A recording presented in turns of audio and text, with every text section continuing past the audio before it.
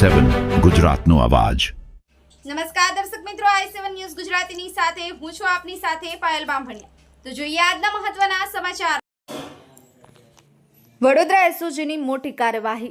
Duplicate PSI બની ઠગાઈ કરનાર શખ્સ ઝડપાયો। વડોદરા શહેરના જેપી તાંદલજા વિસ્તારમાંથી પોતાને પોલીસ સબ ઇન્સ્પેક્ટર તરીકે રજૂ કરી ખોટા પોલીસ આઈ કાર્ડ અને સરકારી સિક્કાઓનો ઉપયોગ કરી અને આમ જનતામાં ઠગાઈ કરનાર શખ્સની વડોદરા શહેર એસઓજીએ ઝડપી પાડ્યો છે। માનનીય પોલીસ કમિશનર શ્રી નરસિમ્હા કુમાર સાહેબની સૂચના અનુસાર શહેરમાં એન્ટી ક્રાઇમ અને છેતરપિંડી રોકવા માટે એસઓજીને મળેલ માર્ગદર્શન હેઠળ પોલીસ ઇન્સ્પેક્ટર શ્રી એસ.ડી. રાતરના અને તેમની ટીમ દ્વારા અસરકારક કાર્યવાહી કરવામાં આવી હતી। બાતમીના આધારે મહિલા પોલીસ અને પંચોને સાથે રાખી અલકબીર બંગલા નંબર 3 પર રેડ કરતા મોબીન ઇકબાલભાઈ સોદાગર હાજર મળી આવ્યો હતો। તેના બંગલાના કમ્પાઉન્ડમાં નંબર પ્લેટ વગરની સફેદ કલરની ક્રેટા કાર અને બહાર અર્ટિગા કાર મળી આવી। પૂછપરછ દરમિયાન ક્રેટા કાર તેની પત્ની શાહીનબાનુ સોદાગરના નામે ખરીદ કરેલી હોવાનું જણાવ્યું।